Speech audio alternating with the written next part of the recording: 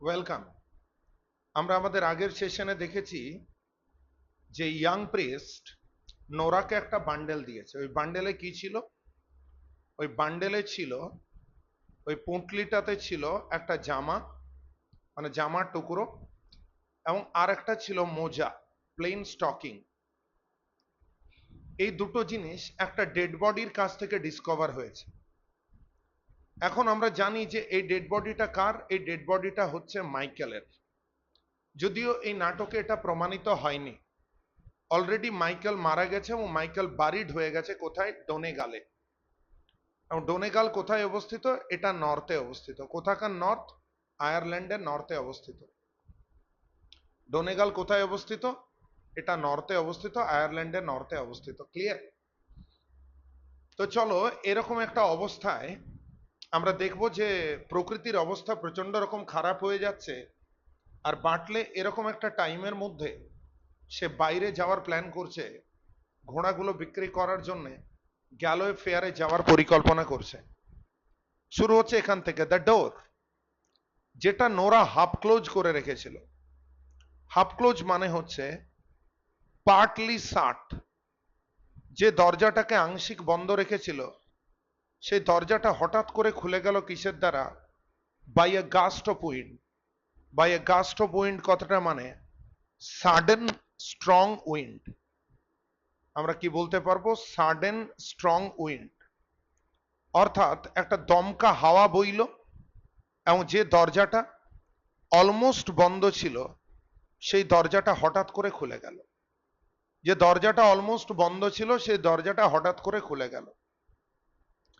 এই যে দরজা হঠাৎ করে খুলে গেল, এর দ্বারা প্রমাণিত যে সমুদ্রের অবস্থা যথেষ্ট জটিল হতে চলেছে। The weather is disturbing, the climate is disturbing, there is storm. Otherwise যে দরজা অর্ধেকটা বন্ধ ছিল সেই দরজা হঠাৎ করে খুলে যাবে কেন? কারণ এই বাড়িটা তো সমুদ্র সৈকত থেকে কিছুটা দূরে অবস্থিত।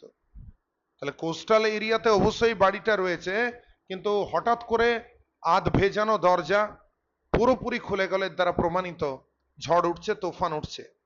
এরকম একটা টাইমের মধ্যে আবার বাটলে পরিকল্পনা করছে সে গ্যালওয়ে যাবে।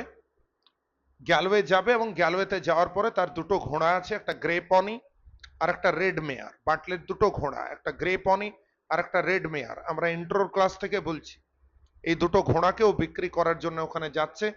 তোমরা জানো গ্যালওয়ে ফেয়ারে, এটাকে তুমি একটা হর্স ফেয়ার বলতে পারো, এটাকে তুমি একটা হর্স মার্কেট বলতে পারো।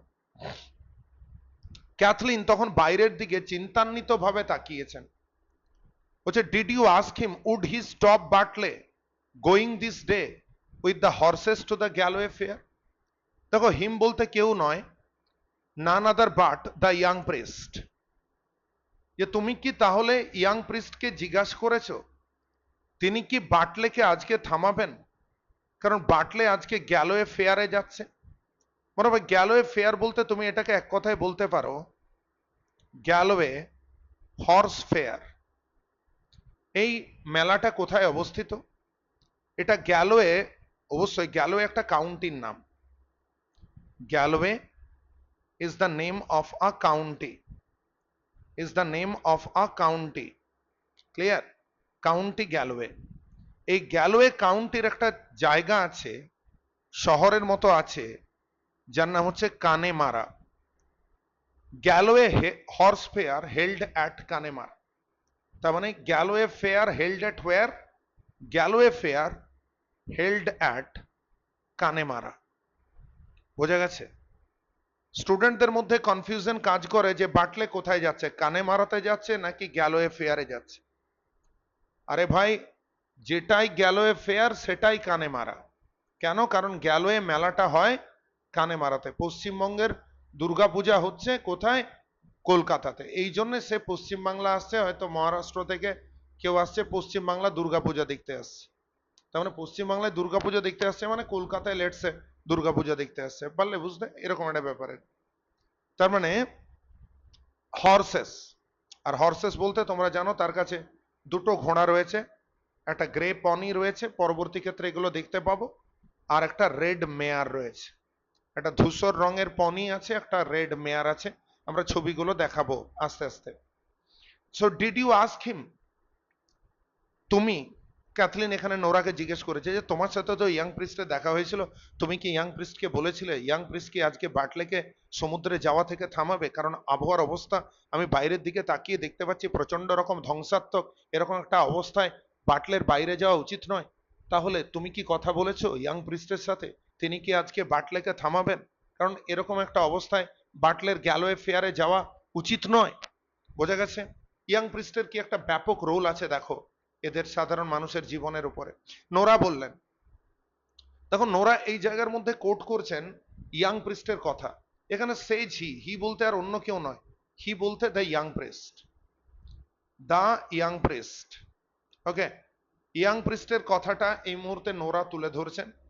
আমরা জানি স্টেজের বাইরের বেশ কিছু ঘটনা নোরা এবং ক্যাথলিন স্টেজের মধ্যে আমাদের সামনে রিপ্রেজেন্ট বা ডেমনস্ট্রেট করছে। সেই দৃষ্টিকোণ থেকে ক্যাথলিন এবং নোরাকে আমরা কোরিক ক্যারেক্টার বলতে পারবো। আমরা ক্যাথলিন এবং নোরাকে কি বলতে পারবো? দ্যাট ক্যাথলিন এবং নোরা এরা হলো কোরিক ক্যারেক্টার্স, দে আর কোরিক ক্যারেক্টার্স। বলছে আই ওন্ট স্টপ হিম, আমি ওকে থামাবো না, I am not going to stop him, আমি ওকে থামাবো না মানে আমি ওকে কোনো অবস্থাতে আটকাবো না। বোঝা গেছে এখানে আমিটা হচ্ছে ইয়াং প্রেস্ট, সেই ইয়াং প্রেস্ট যার কাজ হচ্ছে অ্যারান আইল্যান্ডারদেরকে অ্যাসিস্ট করা, গাইড করা, অ্যাডভাইস দেওয়া, মোটিভেট করা, তাদের পাশে দাঁড়ানো, বুঝতে পারছো, তাদের স্পিরিচুয়াল কাজকর্মগুলোকে হেল্প করা। তিনি বলেছেন যে আমি কোনো অবস্থাতে বাটলেকে থামাবো না। কিন্তু তোমার কোনো ভয়ের নেই, তোমার কোনো ভয়ের নেই, এখানে ইউ বলতে নোরা বা তোমাদের কোনো ভয়ের নেই, ঠিক আছে। হারসেলফ, তোমরা জানো এই হারসেলফ দিয়ে সেন্টেন্স আমরা জেনারেলি শুরু করি না, বাট এখানে হারসেলফ দিয়ে শুরু হচ্ছে কারণ এই ওয়ার্ডটা ইউজ করা হচ্ছে টু, মানে এটাকে রেসপেক্টফুলি ইউজ করা হচ্ছে, the word is use respectfully. এখানে হারসেলফ বলতে মাদার মরিয়া, কার কথা বোঝানো হচ্ছে? মাদার মরিয়ার কথা। বলছে she does be saying prayer, অর্থাৎ তিনি প্রার্থনা করেছেন গডের কাছে, মাদার মরিয়া প্রার্থনা করেছেন গডের কাছে। হাফ থ্রু দ্য নাইট মানে অলমোস্ট দ্য হোল নাইট, অর্থাৎ পুরো রাত্রি জুড়ে মাদার মরিয়া কন্টিনিউয়াসলি দেবতার কাছে প্রার্থনা করছেন। আর অলমাইটি গড, সর্বশক্তিমান ঈশ্বর, সর্বশক্তিমান ঈশ্বর won't leave her destitute, destitute মানে হেল্পলেস, ডেস্টিটিউট মানে সানলেস, মানে এই কনটেক্সটে সানলেস, এমনিতে ডেস্টিটিউট মানে অসহায় বা হেল্পলেস। বলছে এবং অলমাইটি গড, সর্বশক্তিমান ঈশ্বর কোনো অবস্থাতেই তাকে হেল্পলেস করে দেবেন না উইথ নো সান লিভিং। তোমরা জানো এই নাটক যখন শুরু হচ্ছে, মাইকেল তোমার কি বলবো মাদার মরিয়ার 6জন ছেলের মধ্যে স্টিফেন জলে ডুবে মারা গেছে, শন জলে ডুবে মারা গেছে, সিমাস জলে ডুবে মারা গেছে, প্যাচ জলে ডুবে মারা গেছে, মাইকেলও ডুবে মারা গেছে, কিন্তু এই খবরটা এখনো কনফার্ম নয়। বুঝতে পারছো, এটা এই পুরো নাটকে ইনভেস্টিগেশনের মাধ্যমে প্রমাণিত হবে। তার মানে একমাত্র যে ছেলে মাদার মরিয়ার বেঁচে রয়েছেন তিনি হচ্ছেন বাটলে। ইন দ্য মিন টাইম মা মরিয়া তার হাজব্যান্ডের মৃত্যু দেখেছেন, মা মরিয়া তার ফাদার ইন লর মৃত্যু কিন্তু জলে ডুবে দেখেছেন। তাহলে এতগুলো মৃত্যু দেখেছেন, সর্বোপরি তার 5 পুত্র আজকে আর নেই, বাড়িতে নেই, মাইকেলও নেই। আমরা জানি মাইকেল মারা গেছে, মাইকেলকে ডোনে গালে কবর দিয়ে দেওয়া হয়েছে, ওকে, তার বারিয়াল হয়ে গেছে। এখন সর্বোপরি জিনিসটা বোঝার চেষ্টা করো, ইয়াং প্রিস্ট তিনি বিশ্বাস করেন, ইয়াং প্রিস্ট বিশ্বাস করেন যে বাটলের কিছু হতে পারে না। One of the most important lines, young priest বিশ্বাস করেন যে বাটলের কিছু হতে পারে না। কেন বাটলের কিছু হতে পারে না? কারণ মা মরিয়া যেহেতু পুরো রাত জুড়ে দেবতার কাছে প্রার্থনা করছে। কিন্তু আমরা তো জানি যে nature works in its own way, prayer or no prayer, প্রকৃতি তার নিজের মতো কাজ করবে, কেউ প্রার্থনা করুক চাই কেউ প্রার্থনা না করুক, প্রকৃতি নিজের মতো করে কাজ করবে। তোমাদেরকে বলে রাখি, ইয়াং প্রিস্ট যে কথাটা বলল যে ভয়ের কোনো কারণ নেই, মাদার মরিয়া যেহেতু পুরো রাত্রি জুড়ে দেবতার কাছে প্রে করেছেন, সুতরাং তোমার এর কিছু হবে না, কি নাম যেন, বাটলের কিছু হবে না। তোমাদেরকে আমি বলে রাখছি, this line is an example of dramatic iron. এই লাইনটা ড্রামাটিক আয়রনের উদাহরণ। কেন এটা ড্রামাটিক আয়রনের উদাহরণ বলছি বোঝার চেষ্টা করো। আমি বহুবার বলেছি যে dramatic irony is the gap between appearance and reality. Dramatic irony is the gap between appearance and reality. Dramatic irony is the gap between what the speaker says and what the actual reality is. Dramatic irony হচ্ছে সেই ইনকংগ্রিউটি, সেই ডাইকটমিটা, সেই তফাতটা যেখানে speaker যেটা বলছে আর বাস্তবে যে জিনিসটা হচ্ছে, এই দুটো জিনিসের মধ্যে যে তফাৎ, এই দুটো জিনিসের মধ্যে যে গ্যাপ, সেই গ্যাপটাকে কি বলে? সেই গ্যাপটাকে বলে ড্রামাটিক আয়রনি। বোঝাতে পারছি? That gap is called dramatic irony. Boys and girls, একটা জিনিসকে খুব ভালো করে বোঝার চেষ্টা করো। তাহলে ইয়াং প্রিস্ট কি বলেছে? যে বাটলের কিছু হতে পারে না। কেন হতে পারে না? কারণ মা মরিয়া যেহেতু পুরো রাত জুড়ে দেবতার কাছে প্রার্থনা করেছেন। কিন্তু আমরা তো জানি যে despite that continuous prayer, despite the utmost effort on the part of mother মরিয়া, ঠিক আছে, মাদার মরিয়ার এইসব প্রেয়ার, শত প্রচেষ্টা সত্ত্বেও nobody can change the language of fate, nobody can change the wage of destiny. Bartley will die, Bartley is going to die.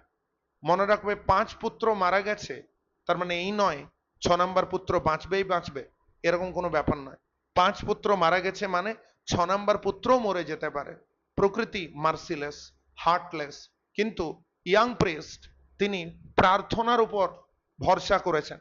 তিনি ভেবেছেন mother মরিয়া যেহেতু প্রার্থনা করে এবং যেহেতু গড মার্সিফুল, তাই তার শেষ ছেলে অবশ্যই বেঁচে থাকবে। কিন্তু আমরা দেখতে পাবো যে তার শেষ ছেলে বেঁচে থাকবে না, তার শেষ ছেলে মরে যাবে। এবং বাটলের মৃত্যু is the climax of the play Riders to the sea. সুতরাং এই স্পিচটা আমরা জানি it's an example of dramatic irony. চলো পরের স্পিচে চলে যাই। ক্যাথরিন প্রশ্ন করছেন নোরাকে, কারণ নোরা এই মুহূর্তে দরজার সামনে দাঁড়িয়ে আছেন আর ক্যাথলিন কিচেনের ভিতরে আছে, কটেজ কিচেনের ভিতরে রয়েছে এবং সে বানাচ্ছে কেক, যে কেক বাটলে নিয়ে যাবে এবং সে করছে হুইলটাকে স্পিনিং করছে, এই করে সুতো বানাচ্ছে এবং সে ফ্যামিলির ইনকামটাকে সাপ্লিমেন্ট করার চেষ্টা করছে। ক্যাথলিন আবার এই প্রশ্ন করলো, is the sea bad by the white rocks Nora? সমুদ্রের অবস্থা কি খুব খারাপ আছে নোরা? সমুদ্রের অবস্থা কি খুব খারাপ আছে নোরা সাদা পাথরের পাশে? সাদা পাথরের পাশে, এখানে বাই দা মানে বিসাইড দা। হোয়াইট রক্স, তোমরা জানো এই হোয়াইট রক্স গুলো হচ্ছে কোস্টাল হোয়াইট রক্স। আবার বলছি, এগুলোকে আমরা কি বলতে পারবো? Dangerous coastal white rocks. লিখো ডেঞ্জারাস কোস্টাল, কোস্টাল মানে উপকূলবর্তী, হোয়াইট রক্স। এই সমুদ্রের অবস্থা কেমন রয়েছে সাদা পাথরের পাশে? তখন নোরা রিপ্লাই করে জানালো, সমুদ্রের অবস্থা হচ্ছে মিডলিং ব্যাড। দেখো মিডলিং ব্যাড মানে মোডারেটলি রাফ। আবার বলছি, মিডলিং ব্যাড মানে কি বললাম? Moderately rough. Once more, middling bad মানে মোডারেটলি রাফ, অর্থাৎ খারাপই। আমরা সমুদ্রের অবস্থা কেমন বলতে পারবো? খারাপই বলতে পারবো। May God help us. Okay, Nora বাইরের দিকে তাকালো এবং বলল সমুদ্রের অবস্থা মোডারেটলি রাফ। দেখো ব্যাড ওয়ার্ডটা বলা রয়েছে, হ্যাঁ, এর আরেকটা মানে হয় ভালোও নয় খারাপও নয়, neither too good not too bad, সব আমি বুঝলাম।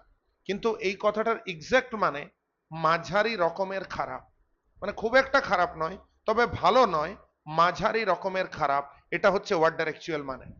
মে গড হেল্প আস, হে ভগবান আমাদের রক্ষা করুন। ভগবানকে বা দেবতাকে এই মুহূর্তে আবহাওয়া খারাপ থাকলেই তারা ডাকে বা এই মুহূর্তে ডাকছে, কারণ আবহাওয়া খারাপ থাকার মুহূর্তে তোমরা জানো বাটলে একটু পরে সে সমুদ্রে যাবে এবং তার পারপাস হচ্ছে রেড মেয়ার এবং গ্রে পনিকে বিক্রি করা। তাহলে এরকম একটা অবস্থা মানে আবহাওয়ার অবস্থায় যদি বাটলে বেরোতে যায়, সেটা বাটলের জন্য খুব রিস্কি হবে এবং ফ্যামিলি মেম্বারদের কাছে এটা একটা ম্যাটার অফ টেনশন হয়ে যাবে। সেই জন্য নোরা বলছে মে God help us. There is a great roaring in the west. West মানে western direction of the C. আমরা বলতে পারবো western direction of the C. কোন দিকে বলো? সমুদ্রের পশ্চিম দিকে। সমুদ্রের পশ্চিম দিকে প্রচন্ড রকমের রোরিং হচ্ছে। রোরিং হচ্ছে মানে একটা প্রচন্ড রকমের আওয়াজ শোনা যাচ্ছে। There is a great roaring in the western direction of the sea. And it is yours it will be getting when the tide is turned to the wind. ভালো করে বোঝো। এবং সমুদ্র আরো প্রচন্ড রকম ভাবে খারাপ হয়ে যাবে। It's worse, it will be getting, ঘুরিয়ে পড়ো, it will be getting worse.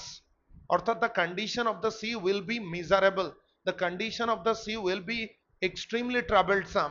অর্থাৎ সমুদ্রের অবস্থা প্রচন্ড রকমের ট্রাভেলসাম এবং ডিফিকাল্ট হয়ে যাবে। কখন? when the tide is turned to the wind, অর্থাৎ প্রচন্ড রকমের ঢেউ দিচ্ছে, ঢেউয়ের সাথে সাথে যখন টাইড, টাইড মানে জোয়ার, অর্থাৎ এখন তো ঝড় আছেই, এই ঝড়ের সাথে সাথে যখন উঠে যাবে জোয়ার, এই দুটো মিলে কি হয়ে যাবে? এই দুটো মিলে সমুদ্রের অবস্থা হয়ে যাবে extremely troublesome, extremely difficult.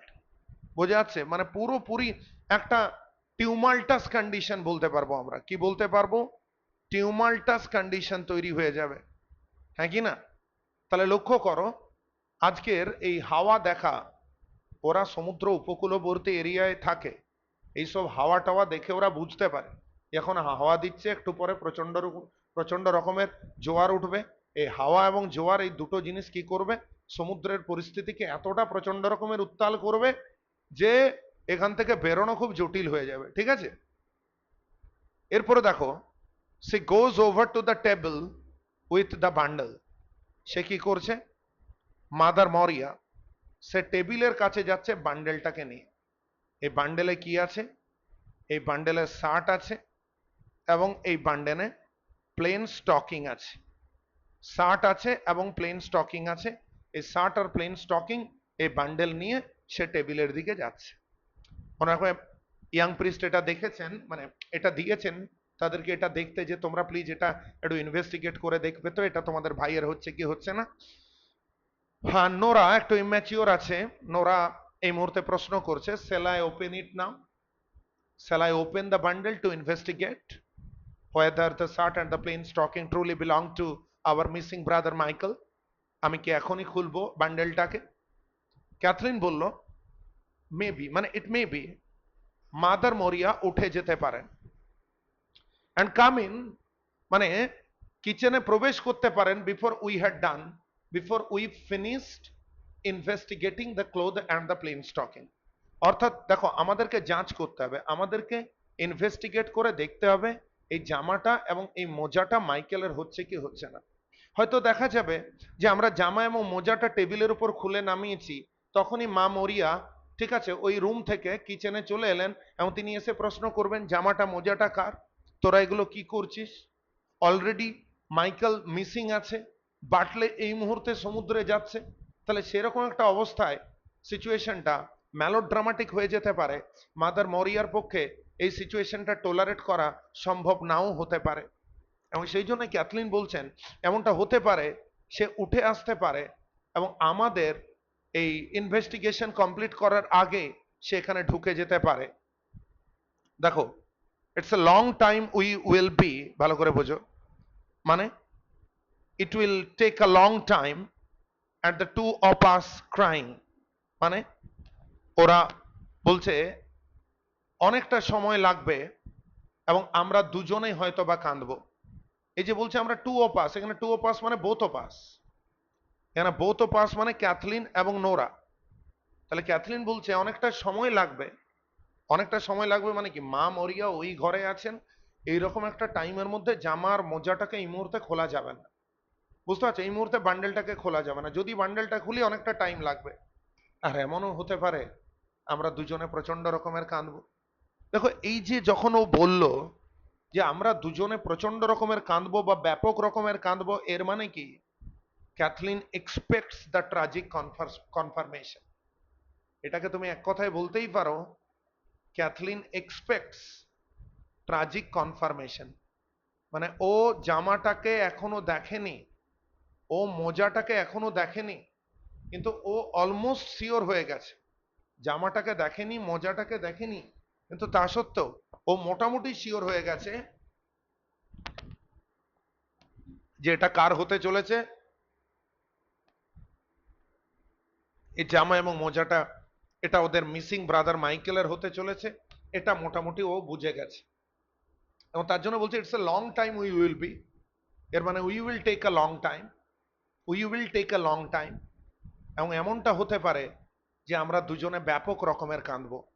It's a long time we will be, মানে we will take a long time, we will take a long time and two of us would cry, মানে both of us would cry. Nora বলছে, Nora goes to the inner door, Nora listens. Nora ভিতরের দিকে তাকিয়েছে, দরজার ভিতরের দিকে, এবং তারপরে শুনছে। বলছে she is moving about on the bed, অর্থাৎ মা মরিয়া তিনি বিছানায় নড়াচড়া করছেন। She will be coming in a minute. Kathleen কতটা ম্যাচিওর বোঝা গেছে, আগে স্পিচটা পড়লে বুঝতে পারবে নোরার এই স্পিচের পার্সপেক্টিভ থেকে। নোরা বলছে শ্যাল আই ওপেন ইট, আমি কি বান্ডেলটা খুলবো জামার মোজাটাকে দেখার জন্য? ক্যাথলিন বলল এখন না, মা মরিয়া পাশের রুমে আছেন, মানসিকভাবে শারীরিকভাবে প্রচন্ড রকমের যন্ত্রণাগ্রস্ত, যে কোনো সময় তিনি আসতে পারেন।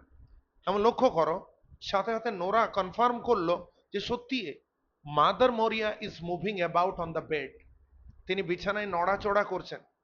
And she will be coming in a minute, she will be coming in a minute, মানে 1 মিনিটের মধ্যে তিনি চলে আসবেন, মানে এক্ষুনি এলেন বলে, এক্ষুনি এলেন বলে, অর্থাৎ এই তো চলে এলেন তিনি। ক্যাথলিন সাথে সাথে বলল এই বান্ডেলটা এখানে রাখা যাবে না, এই বান্ডেলটা লুকিয়ে দিতে হবে। কারণ কি মা মরিয়া যদি এই বান্ডেলটাকে দেখেন, তিনি অনেক প্রশ্ন করবেন আর কত মিথ্যে বলবে। ওকে, গিভ মি দ্য লেডার, আমাকে সিঁড়িটা বা মই দাও। লেডার দিয়ে কি করবে, ও উঠবে। And I will put them, ঠিক আছে, এখানে পুট দেম মানে আই উইল স্টোর দেম, অর্থাৎ এই বান্ডেলটা, এই বান্ডেলের মধ্যে থাকা শার্ট অ্যান্ড প্লেন স্টকিংটা, এটাকে আমি কোথায় রেখে দেবো? আমি রেখে দেবো টার্প লফটে। ঠিক আছে, দেখো তোমরা প্রত্যেকে জানো বাড়ির যে নিচু ছাদগুলো হয়, উপরের ছাদের উপর দেখবে ওয়াশরুমের উপরে, ডাইনিং এ, বিভিন্ন জায়গায় ছোট ছোট লফট বানানো থাকে। ওকে, সো টার্প লফট মানে, টার্প লফট মানে a loft in the cottage, a loft in the cottage where turf is kept, where turf is kept, clear? আচ্ছা, এই টার্ফটা কি না, এটা হচ্ছে ওদের কাছে turf fuel, turf fuel, fuel মানে জ্বালানি।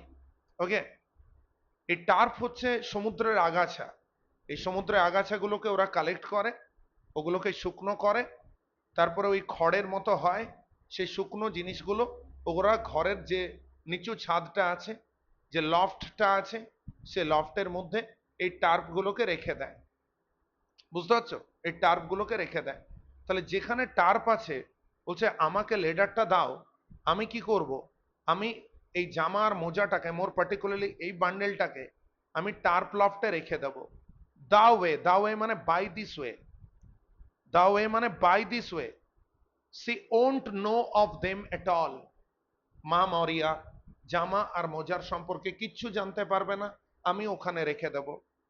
And maybe when the tide turns she will be going down to sea, would he be floating from the east। ভালো করে বোঝো, মনে রাখবে when the tide turns, tide turns মানে যখন জোয়ার উঠবে, আবার বলছি যখন জোয়ার উঠবে, বা when the tide changes its direction, when the tide changes its direction, যখন জোয়ার উঠবে বা যখন টাইড তার ডাইরেকশন চেঞ্জ করবে, মা মরিয়া কোথায় যাবেন? ডাউনে যাবেন। ডাউনে যাওয়া মানে সি বিচে যাওয়া, ডাউনে যাওয়া মানে কোস্টাল এরিয়াতে যাওয়া, উপকূলে যাওয়া। মা মরিয়া কোথায় যাবেন? মা মরিয়া উপকূলে যাবেন। এটা দেখার জন্য এখানে হি বলতে the dead body of Michael, he বলতে the dead body of Michael, Michael's dead body, ঠিক আছে, ভেসে আসছে কিনা পূর্ব দিক থেকে, মনে রাখবে। তার মানে এটা মা মরিয়ার মোটামুটি একটা অভ্যেসের মতো হয়ে গেছে, যে আমরা কি করব, আমরা পরবর্তী ক্ষেত্রে এই বান্ডেলটাকে নিয়ে ইনভেস্টিগেট করব, ঠিক আছে, বান্ডেলটাকে নিয়ে ইনভেস্টিগেট করব পরবর্তী ক্ষেত্রে, ঠিক আছে। তিনি বললেন যে দাও আমাকে মইটা দাও, আমি এই জামা আর মোজার টুকরোটাকে টার্প লফটের উপর, মানে লফটে তুলে রাখি। লফট যেখানে ওই জ্বালানিগুলো ওরা রাখে, এই জ্বালানিগুলোকে আমরা বলবো টার্ফ ফুয়েল। এগুলো সমুদ্রের সবুজ ঘাস, আগাছা, কচুরিপানা টাইপের। বলছে এগুলো যেখানে ঘরের সঞ্চয় করা থাকে, ওদের কটেজে, সেটাকে বলছে ওরা লফট। এই লফটের মধ্যে টার্পটা রাখা থাকে, ওখানে আমি এগুলোকে রেখে দেব। আর ওখানে রেখে দিলে ওরা এগুলো নিয়ে জানতে পারবে না, বুঝতে পারছো? ওখানে রেখে দিলে ওরা এগুলো নিয়ে জানতে পারবে না। পরবর্তী ক্ষেত্রে যখন জোয়ার উঠবে, পরবর্তী ক্ষেত্রে যখন জোয়ার উঠবে, বা when the tide it will change its direction, mother মরিয়া কি করবে? সে সমুদ্রের দিকে যাবে এটা দেখার জন্য ডেড বডিটা ভেসে আসছে কিনা। পরবর্তী ক্ষেত্রে যখন জোয়ার উঠবে, মাদার মরিয়া এটা দেখার জন্য যাবে যে ঢেউ উঠছে কি উঠছে না। ব্যাপারটা বোঝা যাচ্ছে? তখন হয়তো আমরা এটা নিয়ে ইনভেস্টিগেশন করব। দেখো, they put the ladder against the gable of the chimney. দেখো, গ্যাবল কথাটার মানে লিখো side wall, side wall near the roof, side wall near the roof. Clear? Chimney, chimney তোমরা জানো এটাকে স্মোক আউটলেট বলে, স্মোক আউটলেট বলে, যেখানে রান্না টান্না হচ্ছে স্মোক আউটলেটটাকে চিমনি বলে। এরপরে ওরা কি করেছে, সিঁড়িটাকে ওই সাইড ওয়ালে ঠেসিয়েছে, ওকে, এবং তার পাশে কি রয়েছে, চিমনি আছে। Kathleen goes up a few steps, Kathleen সিঁড়ি বা মইয়ে কয়েকটা স্টেপ উঠেছে, বান্ডেলটাকে লুকিয়ে দিয়েছে টার্প লফটে। তখনও সিঁড়ি দিয়ে নামেনি, ভালো করে বোঝো, সিঁড়ি দিয়ে নামেনি।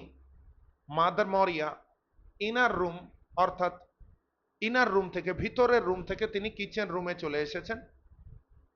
মাদার মরিয়া বলছেন, ক্যাথলিনকে তিনি দেখছেন, ক্যাথলিনকে তিনি দেখছেন যে ক্যাথলিন কোথায় চেপে রয়েছে। এই ক্যাথলিন এখন ওই সিঁড়ির মধ্যে বা মইয়ের মধ্যে এখনো চেপে রয়েছে, এটা তিনি দেখছেন। এবং তারপরে তিনি কি ভাবছেন বলতো, যে ও বোধহয় এই সিঁড়িতে বা মইয়ে ও উঠেছে, কি জন্য উঠেছে বলতো, যে ও বোধহয় আরো টার্প পাড়ার জন্য উঠেছে, আরো জ্বালানি পাড়ার জন্য উঠেছে। আর মা মরিয়া চান না এতটা বেশি জ্বালানি খরচ হোক, তিনি এটা কোনো অবস্থাতেই চান না যে এতটা বেশি জ্বালানি খরচ হোক, কারণ একটু আগেই বোধহয় ওরা জ্বালানি পেড়েছে, আবার নতুন করে জ্বালানি পাড়তে উঠে গেছে, এটা মা মরিয়া চান না। ঠিক আছে? এরপরে দেখো, তিনি এখানে একটা নতুন ওয়ার্ড আছে, দেখো, তিনি কোয়ারাসলি বললেন, এর মানে কমপ্লেইনিংলি বললেন। ঠিক আছে? ঠিক আছে, কমপ্লেইনিংলি বললেন, কমপ্লেইনিংলি বললেন, বা তুমি বলতে পারো ইরিটেবলি বললেন, অর্থাৎ খিটখিটে বা অভিযোগের সুরে বললেন, খিটখিটে বা অভিযোগের সুরে বললেন। বললেন, এই টার্প নেই না কি? Is not it turf enough you have for this day, you have for this evening? মানে Maurya irritably asks why they are bringing more turf when enough fuel is already there. মানে কি বললেন, তিনি তো দেখতে পাচ্ছেন এনাফ ফিউয়েল কোথায় রাখা রয়েছে, কিচেনের মেঝের উপর রাখা রয়েছে, on the kitchen floor, on the kitchen floor, kitchen ফ্লোরের উপর এনাফ ফিউয়েল রয়েছে। এনাফ ফিউয়েল থাকা সত্ত্বেও এখন ক্যাথরিন উঠে গেছে সিঁড়ি দিয়ে ফিউয়েল পাড়তে। মা মরিয়া ভাবছেন ফিউয়েল পাড়তে, কিন্তু এই মুহূর্তে ও ফিউয়েল পাড়তে বা জ্বালানি পাড়তে বা টার্প পাড়তে ওঠেনি। ও উঠেছে কি জন্যে? ওই বান্ডেল, ওই জামা, ওই মোজাটা লোকানোর জন্য। তো মা মরিয়া কি ভেবেছেন, যে ভেবেছেন যে এ বুঝি ওই ফিউয়েল পাড়ার জন্য উঠেছে। তার জন্য তিনি বলছেন যে দে, why are you bringing more tarp when I can see there is enough fuel already? আমি অলরেডি এনাফ ফিউয়েল দেখতে পাচ্ছি মেঝের উপর, তুমি আবার কেন সিঁড়ি দিয়ে উঠেছো আরো বাড়তি টার্প পাড়ার জন্য? আমরা এই জায়গার মধ্যে দেখতে পাচ্ছি এদের ফাইন্যান্সিয়াল কন্ডিশনটা, আমরা বুঝতে পারছি এরা কতটা ফ্রুগ্যাল। দেখো, ফ্রুগ্যাল মানে কৃপণ। দেখো, এদের বিহেভিয়ার প্রচন্ড রকমের ইকোনমিক্যাল, কিন্তু এদের এই মাইজারের মতো একটা কৃপণ ব্যক্তির মতো, মাইজারের মতো বিহেভিয়ার করার একটা কারণও আছে। সেটা কোনটা বলো তো? সেটা হচ্ছে আনঅ্যাভেলেবিলিটি। সেটা কোনটা বলো তো? ক্রাইসিস। এতটা লাইফে এরা ক্রাইসিস বা অভাব দেখেছে যে এদের পক্ষে, বুঝতে পারছো, একটা টার্পের ব্যবহার, জ্বালানি, ওটা পয়সা দিয়ে ওরা কেনে না, সমুদ্র থেকে কালেক্ট করে আনে, কিন্তু তাও জ্বালানি খরচের ক্ষেত্রেও এরা কৃপণ। বোঝা গেছে? মাদার মরিয়া, ঠিক আছে, তিনি ইরিটেবলি কমপ্লেইনিংলি বলেছেন, এই তুমি কেন উঠেছো, ঠিক আছে? এই লাইনটা দেখো, সন্ধ্যের জন্য কি যথেষ্ট টার্প নেই নাকি? ক্যাথলিন সুযোগ পেয়ে গেল মিথ্যে বলার। মানে ক্যাথলিন কি করব না করব এটা হয়তো ভাবছিল। মাদার মরিয়া বলছে, কেন উঠেছো? টার্প পাড়তে উঠে গেছো তো? কেন এত টার্প আছে তা সত্ত্বেও কেন টার্প পাড়ছো? আমি বলছি, যদি মা মরিয়া ওটা না বলতেন তাহলে হয়তো ক্যাথলিনকে ভেবে একটা মিথ্যে বলতে হতো। কারণ ক্যাথলিন টার্প পাড়ার জন্য ওঠেনি, ক্যাথলিন উঠেছে ওই বান্ডেলটাকে হাইড করার জন্য। এখন ক্যাথলিন একটা সুযোগ পেয়ে গেল। ক্যাথলিন বলল, দের ইজ এ কেক। এখানে কেক বলতে এটাকে আমরা পিস অফ ব্রেড হিসাবেও ধরে নিতে পারবো। There is a piece of bread baking. Okay, এখানে বেকিং মানে এটাকে আমরা কুকিং ধরে নেব, এটাই সিদ্ধ করা, এটাই রান্না করা। বলছে at the fire short space. Short space মানে শর্ট টাইম। শর্ট টাইম মানে অর্থাৎ রান্না হচ্ছে, কেকটাকে তাড়াতাড়ি রেডি করতে হবে, আর তাড়াতাড়ি রেডি করতে হলে আগুনের আঁচ লাগবে, বুঝতে পারছো? আগুন বেশি করে জ্বালতে লাগবে, তার জন্য বেশি জ্বালানি প্রয়োজন, এই জন্য আমি টার্প পাড়তে উঠেছি। এটা একটা মিথ্যে। কিন্তু মনে রাখবে, মিথ্যে যখন কেউ স্মার্টলি বলতে পারে তখন সেটা সত্যির মতো শোনায়। তাই ক্যাথলিন এই মিথ্যেটাকে এত স্মার্টলি বলেছে, মাদার মরিয়া এটা কোনো অবস্থায় ভাবতেই পারলেন না যে এটা সত্যি কথা নয়। ও অ্যাকচুয়ালি মই নিয়ে উঠেছিল, ঠিক আছে, ওই জামা আর ওই মোজাটা লোকানোর জন্য। বলছে there is a cake baking at the fire for a short space.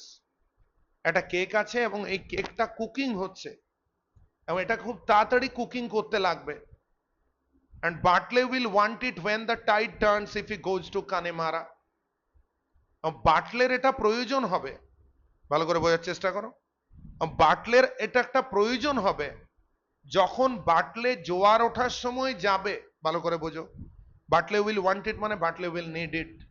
Want মানে এখানে চাওয়া, ইট বলতে দ্য পিস অফ কেক। বাটলের এটা প্রয়োজন আছে কখন? যখন জোয়ার উঠবে। অ্যাকচুয়ালি জোয়ার যখন উঠবে, সমুদ্র উত্তাল হবে, সেই মুহূর্তে নৌকা যাবে, জাহাজ ছাড়বে, বাটলে প্যাসেঞ্জার হিসাবে দুটো ঘোড়াকে নিয়ে সে যাবে কোথায়? দেখো, কানেমারা। সে কোথায় যাবে? সে যাবে কানেমারা। তোমাকে একটু আগে আমি বললাম যে গ্যালোয়ে ফেয়ারে যাওয়া মানে কানে মারা যাওয়া। ব্যাপারটা বুঝতে পারছো? গ্যালোয়ে ফেয়ারে যাওয়া মানে কানে মারা যাওয়া, ঠিক আছে? কাউন্টিটার নাম হচ্ছে গ্যালোয়ে, এবং গ্যালোয়ে কাউন্টির শহরের নাম হচ্ছে কানেমারা, এবং এই কানেমারা বলে জায়গাতে হর্স ফেয়ারটা হচ্ছে। হর্স ফেয়ারটা হচ্ছে, clear? So the horse fair of Galway held at Connemara. The horse fair of Galway held at Connemara. তাই গ্যালোয়ে যাওয়া মানেই কানেমারা যাওয়া, কানেমারা যাওয়া মানেই গ্যালোয়ে যাওয়া, ক্লিয়ার? সো বাটলের প্রয়োজন আছে কেকটাকে, যখন জোয়ার উঠবে সে যাবে কানেমারা। আচ্ছা, এখান থেকে যদি কোয়েশ্চেন হয়, বাটলে কেন কানেমারা যাবে? বলো, in order to sell his two horses. তার যে দুটো ঘোড়া আছে, এই দুটো ঘোড়াকে সে বিক্রি করবে। কোনটা কোনটা? একটা রেড মেয়ার, আর একটা কোনটা? আর একটা গ্রে পনি। এই দুটো ঘোড়াকে বিক্রি করার জন্য সে যাবে। দেখো, সাথে সাথে নোরাও অভিনয় করছে। দেখো, Nora peaks up the turf and puts it round the pot oven. Nora কি করলো? নোরার সাথে সাথে টার্পটাকে কুড়িয়ে নিল, ওখান থেকে ক্যাথলিন কিছুটা টার্প ছুড়ে দিল, এমন ভাবে অভিনয় করছে, সাথে সাথে দেখো ছুড়ে দিল, throwing down the tarp. Nora টার্পটাকে কুড়িয়ে নিয়ে একদম তোমার চুল্লির পাশে নিয়ে এলো। মাদার মরিয়া বলছেন, sitting down on a stool at the fire. Mother Maurya তিনি এই মুহূর্তে আগুনের পাশে বসেছেন, এবং আগুনের পাশে বসার পরে মাদার মরিয়া বলছেন যে হি won't go this day with the wind rising from the south, with the wind rising from the West. ঠিক আছে, প্রথমে তিনি কি বললেন? মরিয়া বললেন যে ব্যাড ওয়েদার উইল স্টপ বাটলে। কারণ কি? ডেঞ্জারাস স্টর্ম ডাইরেকশন আমরা দেখতে পাচ্ছি, প্রচন্ড রকমের ঝোড়ো হাওয়া, প্রচন্ড রকমের উত্তাল মানে সমুদ্র আমরা দেখতে পাচ্ছি। ঝোড়ো হাওয়া দক্ষিণে রয়েছে, ঝোড়ো হাওয়া পশ্চিমে রয়েছে। একদিক থেকে ঝড় দিলেই সমুদ্রে জার্নি করা ভয়ঙ্কর, সেখানে আজকে আমরা দেখতে পাচ্ছি দুদিক থেকে ঝড়, দক্ষিণ থেকে ঝড়, পশ্চিম থেকে ঝড়। এরকম একটা টাইমের মধ্যে মাদার মরিয়া বললেন he won't go this day. He বলতে কে? হি বলতে বাটলে। বলছে বাটলের অবশ্যই আজকে যাওয়া চলবে না, বাটলের অবশ্যই আজকে যাওয়া চলবে না, কানে মারাতে আজকে যাওয়া চলবে না। অ্যাকচুয়ালি মা মরিয়া যেতে দিতে চান না। মা মরিয়া জানেন বাটলে তার একমাত্র সন্তান, এবং তিনি জানেন যে বাটলে যদি সমুদ্রে যায় সেটা তাকে নিঃসন্তান করে দিতে পারে। তাই তিনি কোনো অবস্থায় চান না যে বাটলে সমুদ্রে চলে যাক। এবং সেই কারণের জন্য আজ তিনি বলছেন, সেই কারণের জন্য আজ তিনি বলছেন he won't go this day with the wind rising from the when from the south from the west. He won't go this day, সে আজকে যাবে না। বলছে আমি বিশ্বাস করি ইয়াং প্রিস্ট তাকে থামাবেই থামাবে। মানে মা মরিয়া ইয়াং প্রিস্টের উপর পুরোপুরি ফেথ রাখেন, যে ইয়াং প্রিস্ট তো জানেন যে বাটলে হলো মা মরিয়ার একমাত্র সন্তান। এরকম একটা খারাপ আবহাওয়াতে বাটলে বেরিয়ে যাওয়া মানে বাটলে সে তার নিজের লাইফের উপর রিস্ক নিয়ে নেবে। ব্যাপারটা বোঝা যাচ্ছে? এবং তার জন্য তিনি বলছেন he won't go this day, তার অবশ্যই আজকে যাওয়া উচিত নয়। কারণ আমি বিলিভ করি ইয়াং প্রিস্ট তাকে থামাবেনই থামাবেন। Young priest will definitely stop him, will definitely stop him. Young priest অতি অবশ্যই তাকে থামাবেন। এরকম আবহাওয়ায় ইয়াং প্রিস্ট তাকে কোনো অবস্থাতেই যেতে দেবেন না। দক্ষিণ থেকে হাওয়া বইছে, পশ্চিম থেকে হাওয়া বইছে, এরকম অবস্থায় ইয়াং প্রিস্ট কোনো অবস্থায় তাকে যেতে দেবেন না। ইয়াং প্রিস্ট তাকে আটকাবেনই আটকাবেন। নোরা বলল he will not stop him, সে তাকে থামাবেন না। So Nora destroys mother Maurya's hope. এখানে হি বলতে কে? The young priest. তিনি বললেন ইয়াং প্রিস্ট তাকে থামাবেন না মা। এখানে হিম বলতে কে? হিম বলতে বাটলে। ইয়াং প্রিস্ট তাকে থামাবেন না মা। I heard Eamon Simon, Stephen Pheety and Colum Shawn, তিনটে নামকে মুখস্থ করবে, স্পেলিং গুলো খেয়াল রাখবে। ইমন সাইমন, স্টিফেন ফিটি, কলামসন, এরাও আলোচনা করছে। মনে রাখবে these are the local island man, these are the local, these are the local island man। এদেরকে তুমি এখানের মানে কি বলবো, লোকাল লোক বলতে পারো। এরা সবাই নেবার্স অফ মরিয়া, এরা হচ্ছে নেবার্স অফ মাদার মরিয়া, এরা মাদার মরিয়ার নেবার। বুঝতে পারছো? এরা বাটলের মুভমেন্টটা খুব ভালো করে জানে। বলছে আমি শুনেছি ইমন সাইমন বলেছে, স্টিফেন ফিটি বলেছে, কলাম সন অব্দি বলেছে হি উড গো। হি উড গো মানে আমি ওদের মুখে শুনেছি, ইমন সাইমন, স্টিফেন ফিটি, কলামসন, এরা তিনজনে বলেছে বাটলে যাবেই যাবে, বাটলে যাবেই যাবে। He would go to Connemara, he would go to Galway fair. সে কানেমারা যাবে, সে গ্যালোয়ে ফেয়ার যাবে। কেন? To sell the two horses, the red mare and the grey pony. মা মরিয়া বলছেন হোয়ার ইজ হি ইটসেলফ।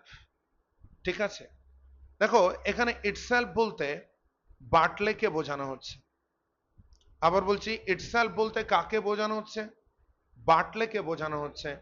ঠিক আছে, where is he itself মানে where is he himself, where is he himself. মনে রাখবে এই হিমসেলফের পরিবর্তে যখন ইটসেলফ ওয়ার্ডটা ইউজ হয়ে গেল, দেখো ইটসেলফ ইউজ হয় একটা অবজেক্টকে বোঝাতে, একটা ইনঅ্যানিমেট অবজেক্টকে বোঝাতে, একটা লাইফলেস অবজেক্টকে বোঝাতে। কিন্তু এটা হচ্ছে ওদের ওখানের হাইবার্নো ইংলিশ, তোমরা জানো এটা ওদের স্পোকেন ল্যাঙ্গুয়েজ, এটা ওদের ডায়ালেক্ট। তোমরা জানো রাইডার্স টু দ্য সি, এটা একটা হোয়াট আই সে, এটা একটা ভার্নাকিউলার টেক্সট। এবং এই ভার্নাকিউলার বা এই টেক্সটটা যাতে অনেক লোককথা উল্লেখ করা হয়েছে, এখানে আমরা সেরকম একটা ওয়ার্ড দেখলাম হিমসেলফের পরিবর্তে ইটসেলফের ব্যবহার। মাদার মরিয়া ইটসেলফ ওয়ার্ডটাকে ইউজ করে তিনি হিমসেলফ ওয়ার্ডটাকে মিন করতে চাইলেন। হোয়ার ইজ হি ইটসেলফ মানে হোয়ার ইজ হি হিমসেলফ। মা মরিয়া জিজ্ঞাসা করলেন। ঠিক আছে, আবার আমরা দেখতে পেলাম itself, it's again the rural Irish usage, rural Irish usage, আর এর মানে he himself. So where is Bartley himself. এখন বাটলে কোথায় আছে? নোরা উত্তরে জানালো, নোরা উত্তরে জানালো, ইন রিপ্লাই নোরা জানাচ্ছে he went down to sea, he went down, এই ওয়েন্ট ডাউন মানে went to the shore. Went down মানে এখানে হি বলতে Bartley, Bartley went to the shore, Bartley সমুদ্র সৈকতে গেছে, বাটলি সমুদ্র সৈকতে গেছে এটা দেখার জন্য, টু সি উড, উড মানে টু সি ইফ বা weather there be another boat sailing in the wake, and I am thinking it won't be long till he is here now, for the tide is turning at the green head and the hooker is taking from the east. ভালো করে বুঝবে এই জায়গার মধ্যে last পার্টটা একটু important আছে। তো লাস্ট পার্টে যাওয়ার আগে আগে ফার্স্ট পার্টটা পড়তে হবে। আমরা ফার্স্ট পার্টটা দেখে নিই কি বলা হচ্ছে। বলছে নোরা এখানে জানালো, দেখো নোরা সেই তথ্যগুলো জানাচ্ছে যেগুলো স্টেজের বাইরে ঘটেছে। তাই অফ স্টেজ ইনফরমেশন যখন কেউ অন স্টেজে রিপ্রেজেন্ট করছে তখন আমরা সেই ক্যারেক্টারটাকে কোরিক ক্যারেক্টার বলতে পারি। আমাদের কাছে নোরা ডেফিনেটলি একটা কোরিক ক্যারেক্টার। নোরা বলল বাটলে ওয়েন্ট ডাউন টু সি, বাটলে সমুদ্র সৈকতে গেছে এটা দেখার জন্যে ওখানে কোনো বোট আছে কি নেই। বাটলে সমুদ্র সৈকতে গেছে এটা দেখার জন্যে সেখানে কোনো বোট আছে কি নেই, কোনো বোট যেটা সেইলিং ইন দ্য ওয়েক, বুঝতে পারছো? এমন কোন একটা নৌকা যে নৌকাটা, বুঝতে পারছো, যেটা ভাসবে। এখানে সেইলিং মানে মেকিং আ ভয়েজ। রিপিটেডলি আইএনজির ব্যবহার আমি শুরুর থেকে বলে আসছি।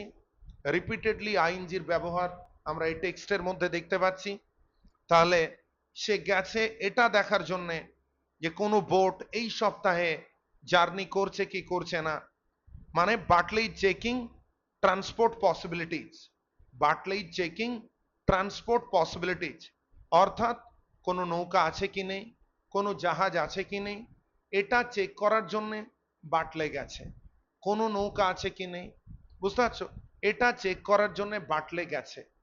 এরপরে আবার বলছে অ্যান্ড আই এম থিঙ্কিং, এবং আমি ভাবছি, ভালো করে বোঝো, এবং আমি ভাবছি it won't be long till he is here now, ও খুব তাড়াতাড়ি এখানে চলে আসবে। ইট ওন্ট বি লং মানে it would not take a long time, it would not take a long time, ঠিক আছে, for Bartley to reach here, মানে বাটলে খুব রিসেন্ট এক্ষুনি এই জায়গার মধ্যে চলে আসবে।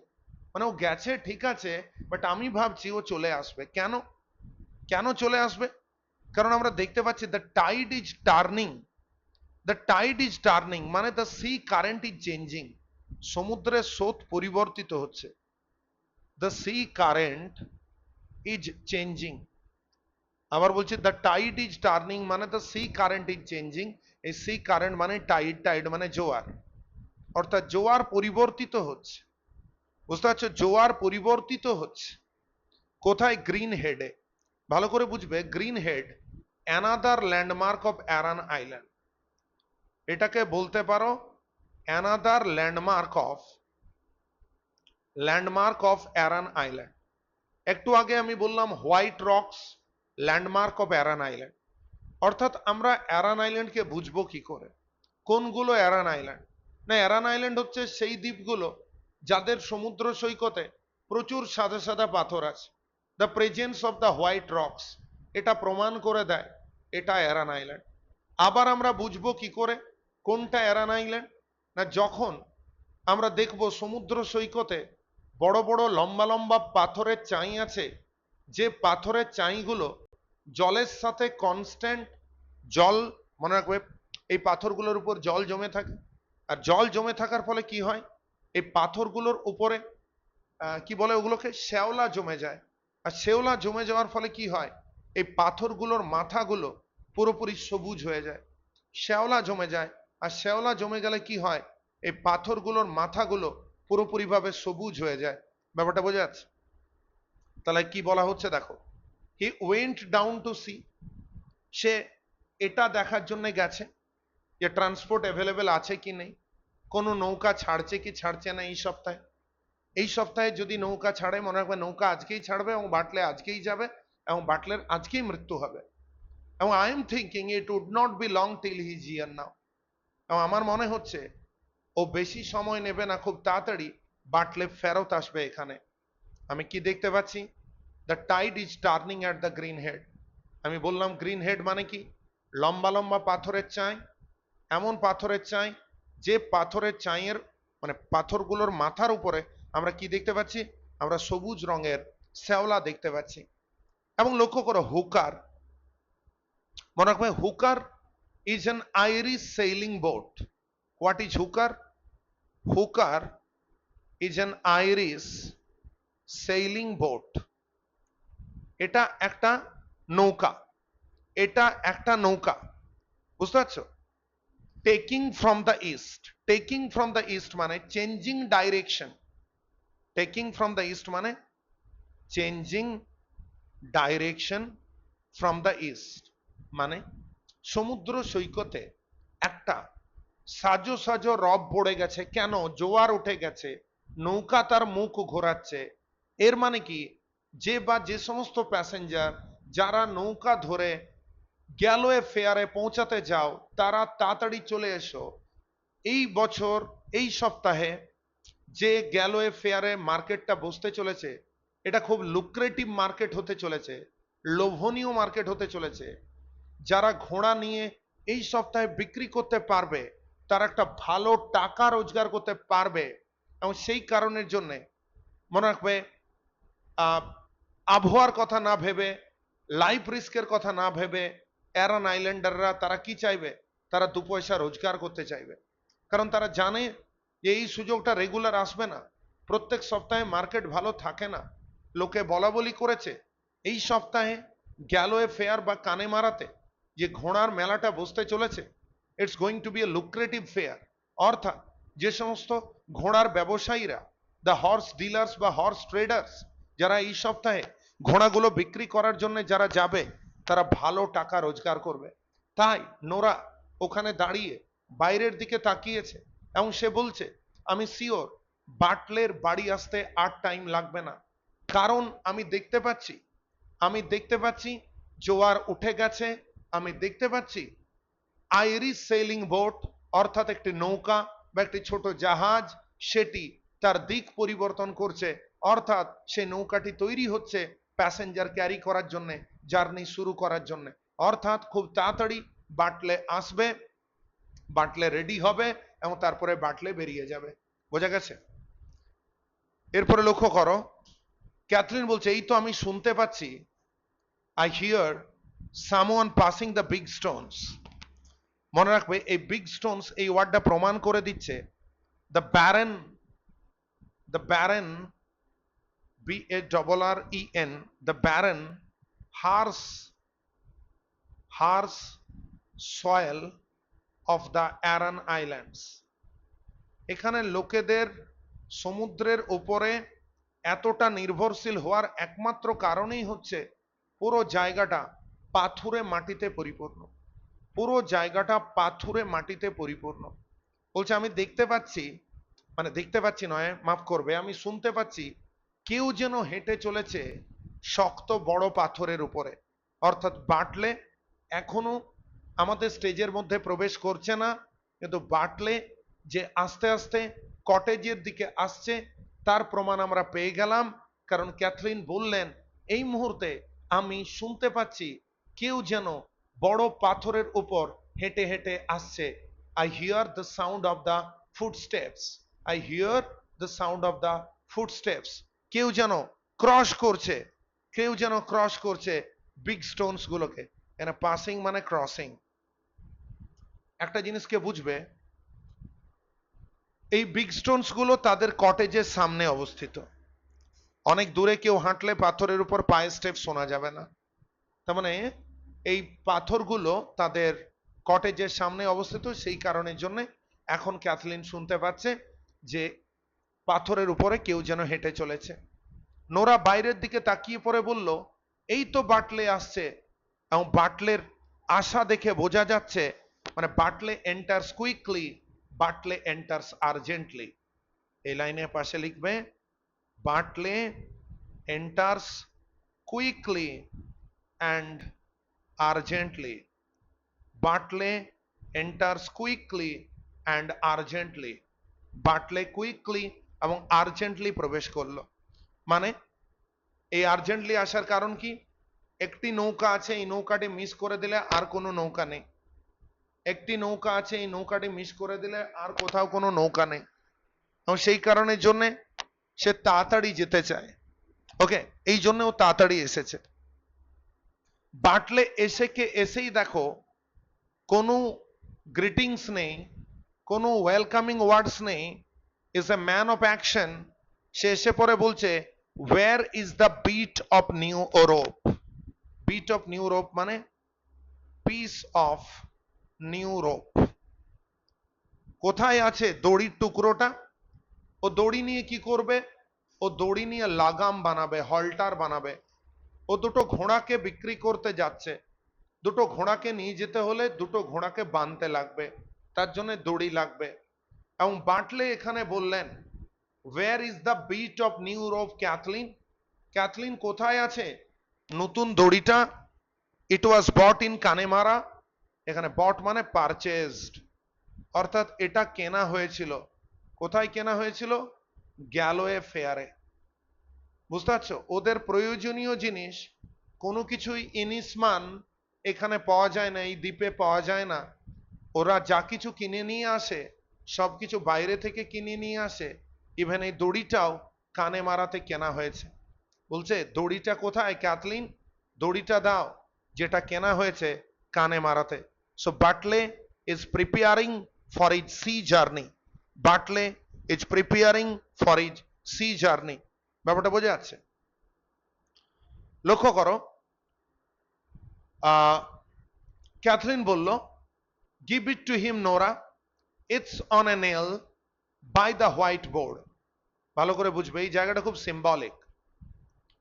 এই জায়গাটা খুব সিম্বলিক। আগে বাংলাটা বলে রাখি। নোরা, দড়িটা দিয়ে দাও তো। দড়িটা জলইয়ের উপর টাঙানো রয়েছে। দড়িটা জলইয়ের উপর টাঙানো রয়েছে। দড়িটা জলইয়ের উপর টাঙানো রয়েছে। আর এই জলইগুলো, মানে এই জলইয়ের পাশে কি দাঁড়িয়ে রয়েছে? এই জলইয়ের পাশে দাঁড়িয়ে রয়েছে বা জলইয়ের পাশে রাখা হয়েছে হোয়াইট বোর্ড গুলোকে। তোমরা জানো হোয়াইট বোর্ড মানে এই সাদা পাটাগুলো। ভালো করে বুঝো। প্রথমে বুঝবে, the nail stands for, the nail, এই যে জলইটা রয়েছে, the nail stands for crucifixion. এটা প্রভু যিশুর ক্রুসিফিকশনের সাথে কানেক্টেড। তাই নেল একটা সিম্বল অফ পেইন, নেল একটা সিম্বল অফ প্রেডিকামেন্ট। ব্যাপারটা বোঝা যাচ্ছে? এই নেলটা কার সাথে connected? The nail is connected to death. The nail is connected to death. এটা মৃত্যুর সাথে connected. Yes or no? Point number one. White board. White board গুলো কি জন্য কেনা হয়েছে? তোমাদেরকে আগেও বলেছি, the white boards are used for making coffins. White board গুলো কেনা হয়েছে কফিন বানানোর জন্য। আবার বলছি, the white boards are used for making coffins. Coffin বানানোর জন্য এই হোয়াইট বোর্ড গুলো কেনা হয়েছে। বলছে নোরা, এটা দিয়ে দাও ওকে। It's on a nail. কোথায় টাঙানো রয়েছে? এটা জলইয়ের উপরে টাঙানো রয়েছে। By the white board I hung it up this morning, for the pig with the black feet was eating it. মানে আমি আজ সকালে এই দড়িটাকে জলইয়ের উপর ঝুলিয়ে রেখেছিলাম। কেন? কারণ কালো পায়ের যে শুকরটা রয়েছে, কালো পায়ের যে শুকরটা রয়েছে, এটাও একটা অমিনাস ক্রিয়েচার। এটাও একটা অমিনাস ক্রিয়েচার। বুঝতে পারছো? এটাও একটা অশুভ ক্রিয়েচার। এবং এ কি করছিল? এ দড়িটাকে খেয়ে দিচ্ছিল। তার মানে Kathleen practically explains where the rope is kept. We understand that the rope is hanging on a nail.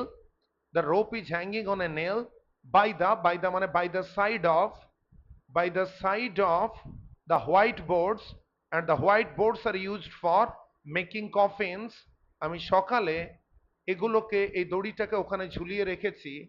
আমি সকালে দড়িটাকে ওখানে ঝুলিয়ে রেখেছি যাতে করে এই পিগটা, যে পিগটার পাগুলো কালো, সেই পিগটা যাতে করে না খেতে পারে। অ্যাকচুয়ালি সকালে এই পিগটা যার পাগুলো কালো, সে এটাকে খেয়ে দিচ্ছিল, সে এটাকে খেয়ে দিচ্ছিল। মনে রাখবে, এই লাইনটার মাধ্যমে আমরা আরেকটা আইডিয়া বুঝতে পারছি যে জীবন বা জীবিকা নির্বাহ করার জন্য এই সমস্ত অ্যারান আইল্যান্ডার্সদেরকে, মোর পার্টিকুলারলি এটা ইনিসমানের গল্প, ওকে, এখানে লোকেদেরকে বেশ কিছু পশুর, মানে বেশ কিছু ডোমেস্টিক অ্যানিমালস তারা ঘরে রাখে, ওকে।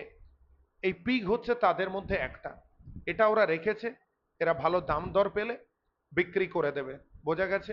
তো চলো, the pig having black feet, সেই পিগটা it was chewing the rope, which is why Cathleen hang the rope. Cathleen কি করেছে এটাকে, সে মানে Cathleen hang the rope on a nail. কিন্তু এমন একটা জায়গায় এই দড়িটা রেখেছে, বুঝতে পারছো, ছোট ছোট অবজেক্ট গুলো যেগুলো মৃত্যুর সাথে কানেক্টেড, তাই এমন একটা জায়গায় দড়িটা রেখেছে যেখানে জলই আছে, যে জলই প্রভু যিশুর ক্রুসিফিকশনের সাথে কানেক্টেড। আবার সাদা পাটাগুলো যেগুলো দিয়ে কফিন বানানো হয়, যেগুলো মৃত্যুর সিম্বল, তাই দড়িটা এমন জায়গায় আছে যেখানে মৃত্যু আছে, যেখানে কষ্ট আছে, যেখানে স্যাক্রিফাইস আছে। তাই সেই দড়িটা যদি বাটলে নেয়, তারও মৃত্যু স্বাভাবিক বা তারও মৃত্যু আসন্ন। নোরা বলল, ইজ দ্যাট ইট বাটলে? বাটলে এটাই কি ওই দড়িটা? এটাই কি ওই দড়িটা যে দড়িটাকে তুমি চাইছো? দেখো, মাদার মরিয়া এরপরে বলবেন, বাটলে তুমি দড়িটা রেখে দাও। একটা জিনিসকে বুঝবে, মা মরিয়া বিভিন্ন ভাবে বাটলের জার্নিটাকে থামাতে চাইছেন। এটা ইম্পর্টেন্ট নয় তার কাছে দড়িটা কি কাজে লাগবে, তার কাছে এটা ইম্পর্টেন্ট, বাটলে আমি তোমাকে যেতে দেব না।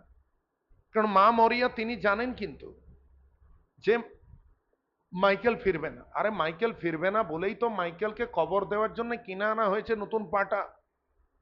এই পাটাটা কার জন্য আনা হয়েছে? মাইকেলের জন্য। তার মানে মাইকেল ফিরবে না বলে তিনি শিওর, কিন্তু তা সত্ত্বেও তিনি এক্সপেক্ট করেন, তিনি ওয়েট করেন যে অ্যাটলিস্ট আমি আমার ছেলের ডেড বডিটা দেখতে পাবো। মনে রাখবে, অ্যারন আইল্যান্ড এমন একটা জায়গা যেখানে মায়েদের কাছে এটা একটা চরম সৌভাগ্যের ব্যাপার যদি তারা তাদের সন্তানের ডেড বডি দেখতে পায়। জীবিত অবস্থায় তারা তাদের সন্তানদেরকে দেখার আশা না হয় ছেড়েই দিয়েছে, তাদের কাছে এটা একটা বিরাট বড় পাওয়া হয়ে যাবে যদি কোনোদিন তারা তাদের সন্তানের মৃতদেহ দেখতে পায়। মা মরিয়া বিভিন্নভাবে, বয়েজ অ্যান্ড গার্লস মন দিয়ে শুনবে, মা মরিয়া বিভিন্নভাবে বাটলের জার্নিটাকে আটকানোর চেষ্টা করছেন। দেখো মা মরিয়া কি বললেন, মা Maurya does not want Bartley to take the rope. মা Maurya, mother Maurya does not want Bartley to take the rope. ঠিক আছে, কেন? তিনি কারণ দেখাচ্ছেন যে the rope may be needed for Michael's burial, কারণ এই দড়িটা আমার লাগবে মাইকেলকে কবর দেওয়ার জন্য, এই কারণ তিনি দেখাচ্ছেন। কিন্তু আমরা জানি যে অ্যাকচুয়াল কারণটা হচ্ছে এটাই যে বাটলেকে তিনি যেতে দেবেন না।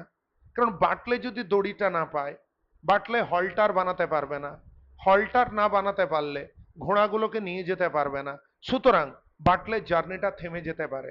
তাই বাটলে যেটা চাইছে ঘর থেকে বেরোনোর জন্য, আমি যদি সেটা বাটলেকে না দিই তাহলে বাটলের জার্নিটা থেমে যেতে পারে। লক্ষ্য করো মা মরিয়া কি বলছেন, মন দিয়ে শুনবে। মা মরিয়া বলছেন, তুমি এই দড়িটাকে ওখানে রেখে দাও বাবা, ঠিক আছে? You should leave that rope there, you should leave that rope there, ঠিক আছে? Bartley hanging by the board, Bartley যেখানে পাটার পাশে দড়িটা যেখানে ঝুলছে জলই থেকে, তুমি ওখানেই দড়িটাকে রেখে দাও। তখন বাটলে কি করলো দেখো, Bartley takes the rope. What a beautiful dramatic situation. একদিকে মা বলছে নেবে না দড়িটা, ওখানে ঝুলিয়ে রেখে দাও, আর ঠিক সেই মুহূর্তে বাটলে দড়িটাকে নিয়ে নিল। তখন মা মরিয়া আবার বলছেন, বললাম না দড়িটা এই জায়গাতে কাজে লাগবে, আই এম টেলিং ইউ। বলছে বলছি আমি, কানে যাচ্ছে না। আবার দেখো আইএনজি, টেলিং, হ্যাঙ্গিং, বোঝা যাচ্ছে, ওয়ান্টিং, ওকে। বলছে আমি বললাম না মাইকেলের ডেড বডি ভেসে আসতে পারে আগামীকাল সকালে, বা আগামী পরশু সকালে, বা এই সপ্তাহের কোনো সকালে। বুঝা যাচ্ছে? আমরা জানি আর মাইকেলের ডেড বডি ফিরে আসবে না, আবার ড্রামাটিক আয়রনি, কারণ মাইকেলকে অলরেডি কবর দিয়ে দেওয়া হয়েছে। Dramatic irony is the gap between what the speaker Sage and what the actual reality is. তাহলে স্পিকার কি বলছেন? মাইকেলের ডেড বডি ফিরে আসতে পারে, কিন্তু আমরা কি জানি? মাইকেলের ডেড বডি আর ফিরে আসার সম্ভাবনা নেই। বলছে মাইকেল তার ডেড বডি আগামীকাল সকালে ভেসে আসতে পারে, বা তার পরের দিন সকালে ভেসে আসতে পারে, বা এই সপ্তাহের যে কোনো দিন ভেসে আসতে পারে। and it is a deep grave we will make him by the grace of God, এবং by the grace of Almighty, ভালো করে বুঝবে, সর্বশক্তিমান ঈশ্বর পরমেশ্বর তার আশীর্বাদ নিয়ে আমরা একটা গভীর কবর তার জন্য বানাবো। দেখো গভীর কবরের সাথে দড়ির কি সম্পর্ক, মন দিয়ে শুনবে। কবরটা যখন অনেকটা মাটি কেটে বানানো হবে, মন দিয়ে শুনবে, কবরটা যখন অনেকটা মাটি কেটে বানানো হবে, সেই কবরটাতে যখন একটা কফিনকে নামানো হবে, সেই কফিনটাকে নামার জন্যে দড়ি প্রয়োজন। আজকে যদি বাটলে এই দড়িটা নিয়ে চলে যায়, তাহলে মাইকেলের ডেড সরি মাইকেলের ডেড বডি যদি ভেসে ভেসে ওঠে, তাহলে মাইকেলকে কিভাবে কবর দেওয়া হবে? তার জন্যে মা মরিয়া এখন বললেন, বাবা বাটলে তুমি কোনো অবস্থাতে এই দড়ি নিয়ে যেও না বাবা, যে জায়গায় রয়েছে সেই জায়গায় রেখে দাও। আমি বলছি তোমাকে, তুমি ওখানে রেখে দাও। কালকে যে কোনো দিন মাইকেলের ডেড বডি ভেসে উঠতে পারে, আগামীকাল সকালে ভেসে উঠতে পারে, তার পরের দিন ভেসে উঠতে পারে, বা এই সপ্তাহে যে কোনো দিন ভেসে উঠতে পারে। এবং আমরা একটা গভীর কবর বানানোর প্ল্যান করছি, ঠিক আছে, ঈশ্বরের আশীর্বাদ নিয়ে। আর সেই কবরে মাইকেলের ডেড বডিকে প্লেস করার জন্যে দড়ির প্রয়োজন। তাই তুমি এই দড়ি নিয়ে যেও না, দড়িটা ওখানে রেখে দাও, দড়িটা কাজে লাগবে। ওকে? বাটলে রাখলো না, বাটলে রাখলো না। বাটলে জানে তাকে ঘোড়াগুলো বিক্রি করার জন্য যেতে লাগবে কানে মারা। সে জানে এই ঘোড়াগুলোকে এই সপ্তাহে বিক্রি, মানে দুটো ঘোড়া আছে, রেড মেয়ার আর গ্রে পনি, একটা লাল রঙের একটা ধূসর রঙের।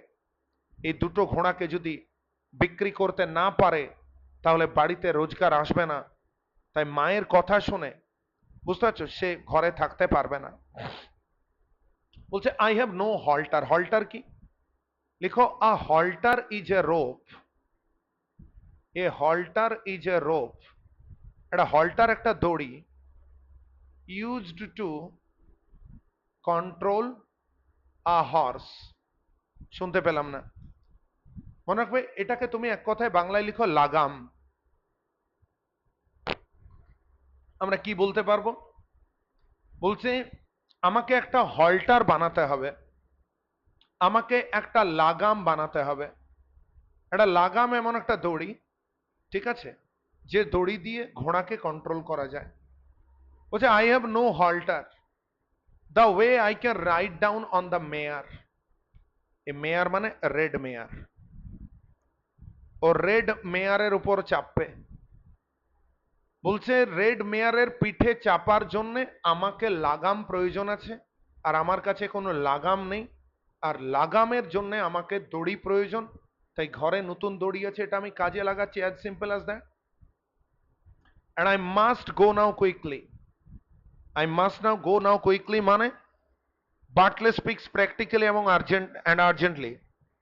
Poverty forces him to travel despite the presence of the danger.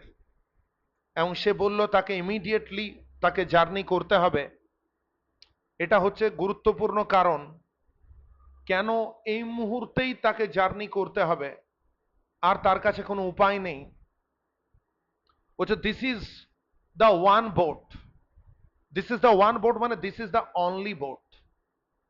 ভালো করে শোনো, এক minute. This is the only boat going for 2 weeks or beyond it. মানে মনে রাখবে এই যে নৌকাটা, এই নৌকাটা যদি আমি মিস করে যাই আগামী 2 সপ্তাহ বা তারপরেও আর কোনো নৌকা নেই। মানে আমার কাছে ডু অর ডাই সিচুয়েশন, এই নৌকাটা আমাকে ধরতে হবে। এই নৌকাটা আমাকে ধরতে হবে। This is the only boat going for 2 weeks or beyond it. ভালো করে বুঝো। And the fair will be a good fair for horses. Okay, বলছে এবং আমি শুনেছি কানে মারাতে এই যে হর্স ফেয়ারটা হতে চলেছে, এটা একটা গুড ফেয়ার। গুড ফেয়ার মানে প্রফিটেবল ফেয়ার। সমস্ত মেলাতে তো আর ব্যবসায়ীরা লাভ পায় না। একটা কাপড় দোকানি দুর্গাপূজা আগে যতটা কাপড় বিক্রি করে, বুঝতে পারছো, একটা গ্রীষ্মকালে আজকের ডেটে তো আর ততটা কাপড় বিক্রি হবে না। তার মানে এক একটা টাইমে একটা সিজনে তো সবেরই ব্যবসার একটা নিয়ম আছে। তাই কানে মারাতে এই মুহূর্তে ঘোড়ার যে ব্যবসাটা হতে চলেছে, এটা একটা ভালো রকমের প্রফিটেবল ব্যবসা হতে চলেছে।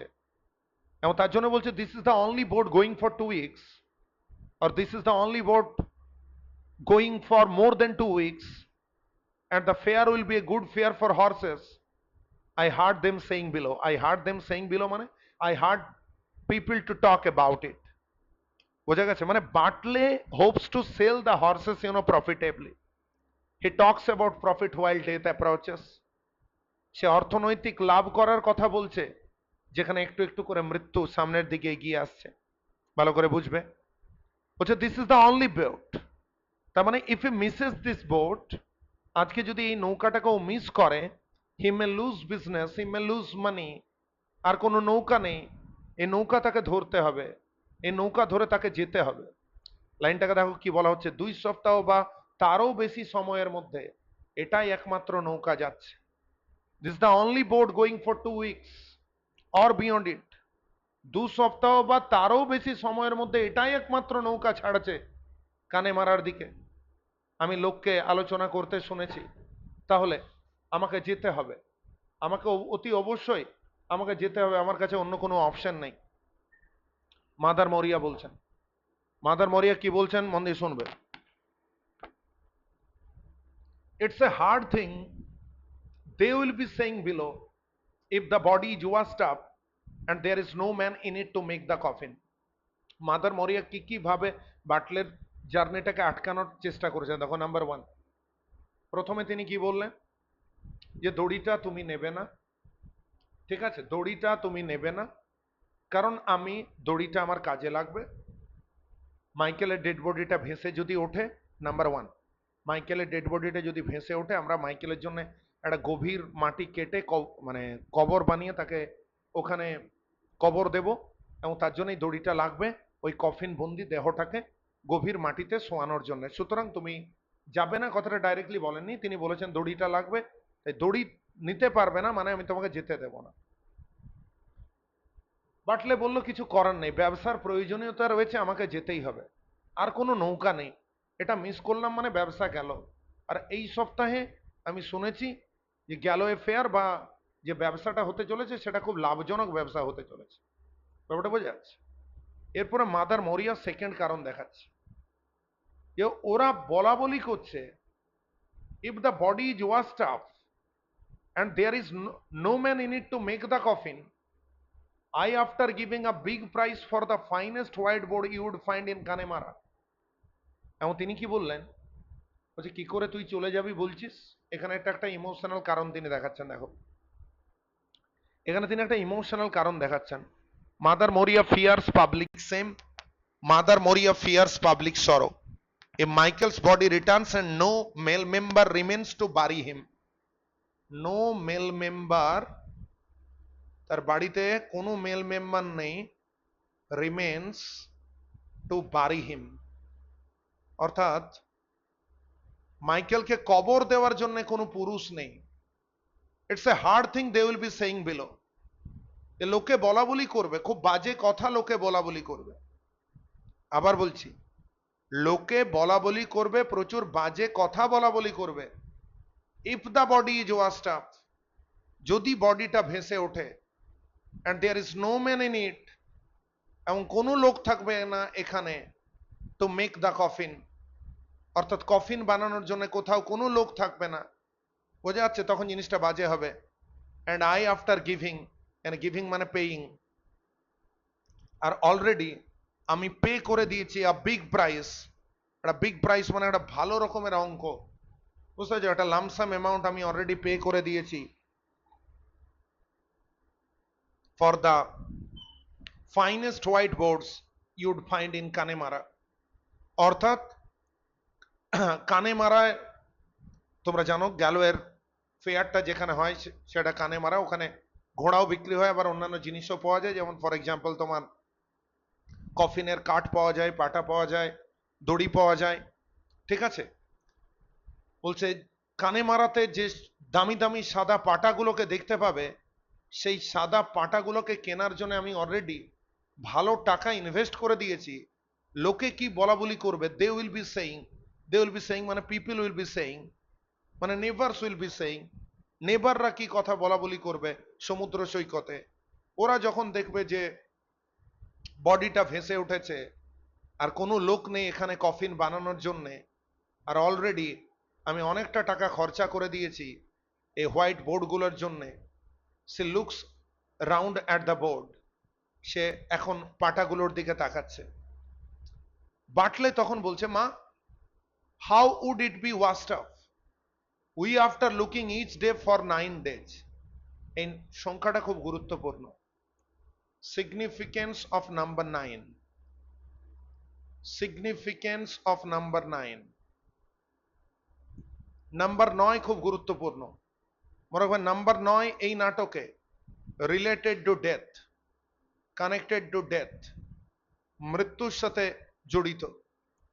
বলছে, মা, কি করে ডেড বডিটা ভেসে উঠবে? ওয়াস্ট আপ মানে ওয়াস্ট অ্যাশোর, ওয়াস্ট অ্যাশোর, কিভাবে ভেসে উঠবে মা?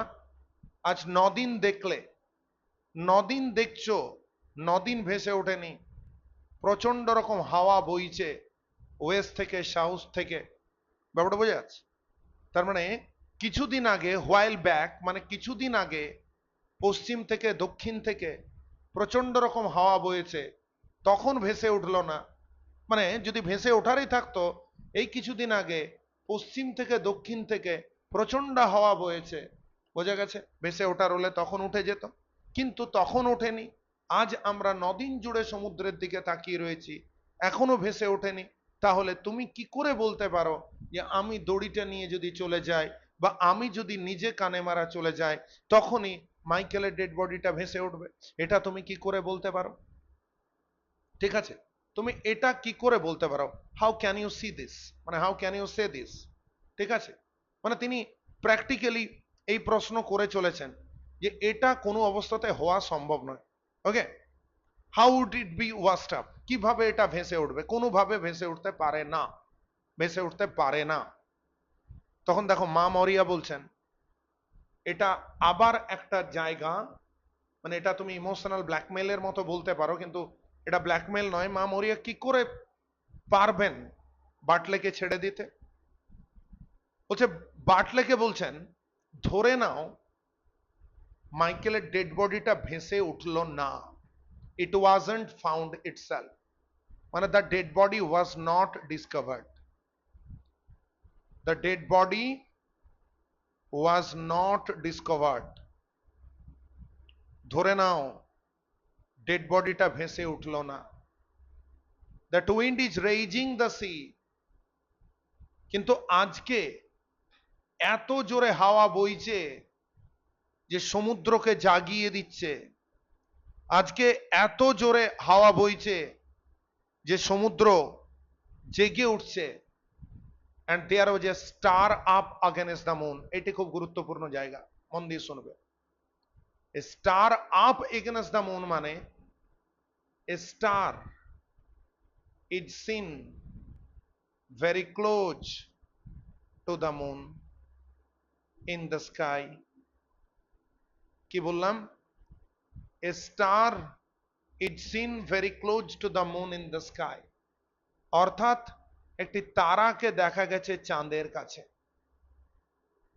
অ্যারান আইল্যান্ডাররা ওরা প্রচন্ড রকমের সুপারস্টিশিয়াস, বয়েজ এন্ড গার্লস, একটা জিনিসকে মাথার মধ্যে রাখবে, ওরা বিশ্বাস করে যে চাঁদের সামনে যদি কোনো তারা দেখা যায়, চাঁদের সামনে যদি কোনো তারা দেখা যায়, তার মানে, আবার বলছি, চাঁদের সামনে যদি কোনো তারা দেখা যায়, তার মানে যে কোনো সময় কি হতে পারে, প্রচন্ড দুর্যোগ তৈরি হতে পারে, প্রচন্ড বৃষ্টি হতে পারে, প্রচন্ড মানে কি বলবো আবহাওয়ার একটা পরিবর্তন হতে পারে।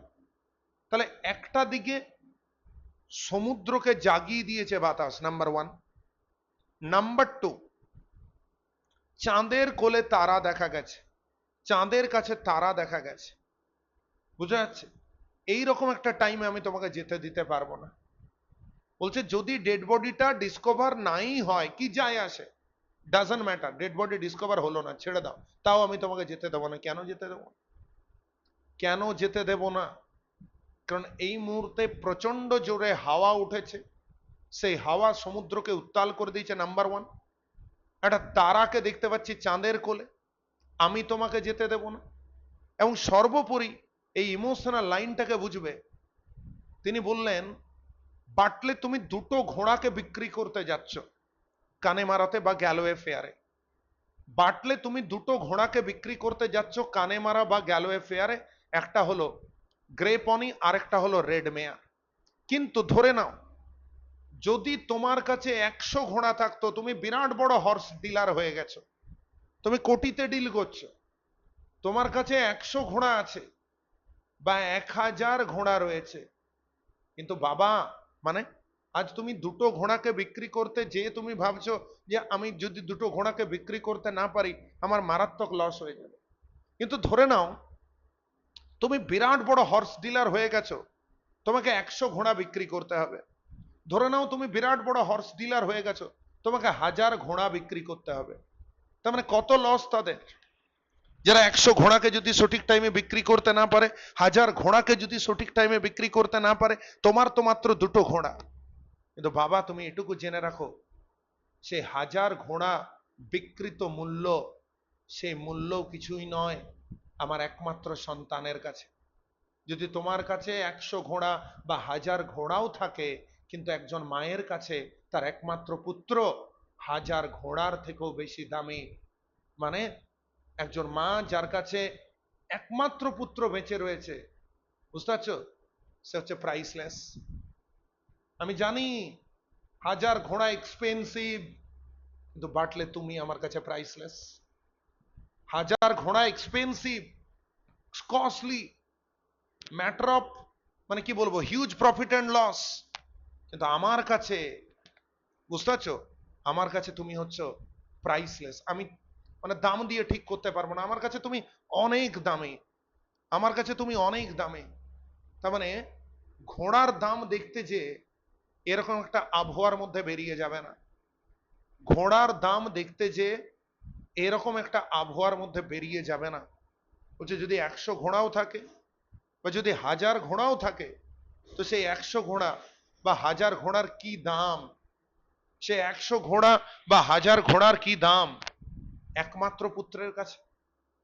এরপরে লক্ষ্য করো, Bartley working at the halter to Cathleen, Bartley halter বানিয়েছে, তারপরে ক্যাথলিনকে বলছে, বলছে let you go down each day and see the sheep are not jumping in on the rye field।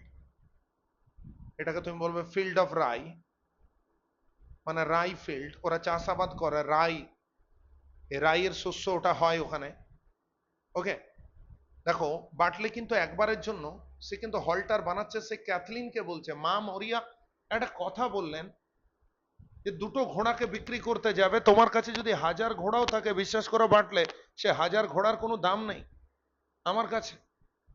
তো সেই মুহূর্তে বাটলে বলছে ক্যাথলিনকে, ওই ক্যাথলিন তুমি প্রত্যেকদিন যাবে এবং দেখবে ভেড়াগুলো যাতে করে না রাই ফিল্ডে ঢুকে যায়, ভেড়াগুলো, sheep, sheep must not jump into the rye field. কেন?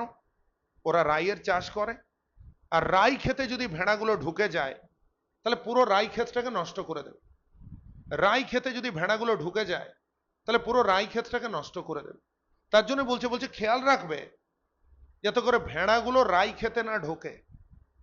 and if the jobber comes, jobber মানে the cattle dealer, আবার বলছি জবার মানে ক্যাটেল ডিলার, যে বিভিন্ন জায়গায় ঘোরে, গৃহপালিত যে সমস্ত পশু সেগুলোকে ঘর টু ঘর এসে কিনে নিয়ে যায় একদম টাকা পয়সার বিনিময়ে। তাহলে আমি যে মুহূর্তে চলে যাব, বোঝার চেষ্টা করো, মানে আমি তো কানে মারা যাব, এটা ওর পরিকল্পনা ছিল, ও পৃথিবী ছেড়েই চলে যাবে। তো সেই মুহূর্তে যদি জবার আসে, তাহলে প্লিজ তুমি বিক্রি করে দিও পিগটাকে। মানে you are requested, you are suggested that please sell the pig. কোন পিগটা? যার পা গুলো কালো, যদি সে ভালো দাম দেয়, if there is a good price going, মানে if the jobber offers good price, then don't hesitate to sell the pig with the black feet. So even before departure, Bartley gave two responsibilities to Kathleen, and we understand that Kathleen is responsible, and that is why Kathleen is endowed with responsibilities. Kathleen responsible, তাই ক্যাথলিনের উপর responsibility চাপানো হচ্ছে। কি responsibility? Responsibility হচ্ছে এটাই, let you go down each day, প্রত্যেক দিন তুমি যাবে এবং লক্ষ্য করবে যাতে করে শিপগুলো, মানে ভেড়াগুলো রাই ফিল্ডে না ঢুকে যায়।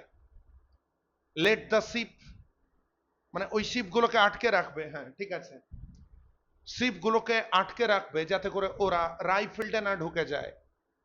আর যদি জবার আসে, ইফ দ্য জবার comes and the jobber is going to offer you a good price, আর জবার যদি ভালো প্রাইস দেয়, তাহলে প্লিজ এটাকে বিক্রি করে দিও। তার মানে দেখো কত ব্যাপক রকম ভাবে, কত চিন্তা ভাবনা করে তাদেরকে এই ফ্যামিলি মেনটেনেন্সের কোশ্চেনটা আসছে। মানে ফ্যামিলি মেনটেনেন্স করতে হবে, তার জন্য বাটলে এই মুহূর্তে বেরোচ্ছে, সে বেরোনোর সময় সে দায়িত্ব দিয়ে যাচ্ছে, ক্যাথরিন তুমি এটা করবে ওটা করবে, সমস্ত দায়িত্ব দিয়ে যাচ্ছে। ওকে, চলো